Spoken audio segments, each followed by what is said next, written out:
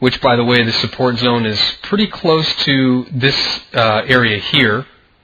So if we drew lines across, let me just go ahead, draw this line here, and we'll duplicate that. You can see how roughly, okay, again, this type of thing doesn't have to be exact, but look at this.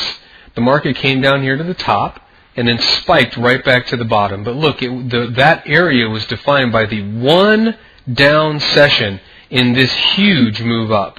Okay? Now let's see if that area plays into the market going forward. There, the market comes back down there again. Look at this. Huge momentum to the downside. What happens? The market breaks through. Look at this. Comes right back there. What was once support is now resistance. Look at this day. This one session closed exactly on the level. Okay? Let's just follow this through, do the exercise.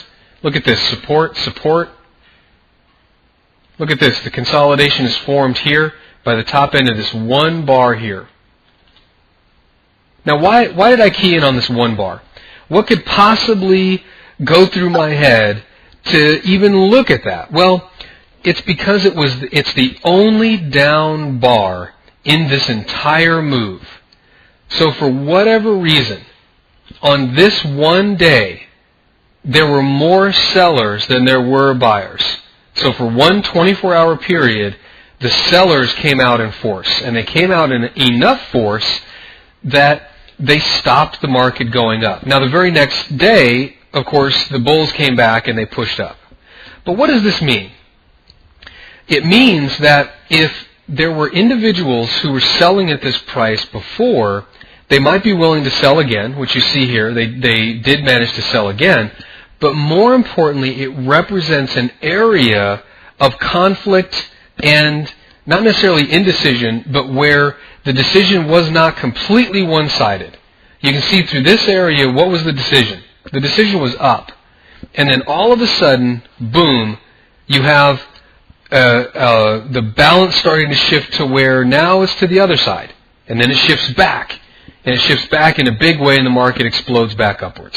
That's why I picked that one day.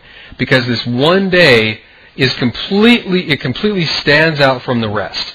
Now, of course, we already saw all of this trading. So you might say, well, hey, all you were doing was looking at this trading over here, and you went ahead and said, well, maybe let's just throw a dart and see if something sticks. Not necessarily. It's been my experience that these types of days can be important. They can represent areas where the market will gain support. There are just a lot of reasons why I picked that. It wasn't just throwing darts. But if you're skeptical, what I would encourage you to do is just start drawing the lines for yourself. In fact, if you see an area like this where there's a big move up, a retracement, then another big move, what I would suggest that you do is take the high of the move and then the low of the move like this and see just how often the market returns or honors the top and the bottom. And you'll find out that quite often it's uncanny how the market comes back to those levels almost to the penny. Now, what's the point of all that? Well, remember, I've been talking about for the last several weeks the whole science of planning. If nothing else, the area will help you to plan your trading. Remember, the goal here is not to have to sit in front of this bloody computer for hours on end. The goal is to align ourselves with the highest probability trades. If that means we take 2 trades a day, then we take 2 trades a day. If that means we take 1 trade in an entire week, that means we take 1 trade.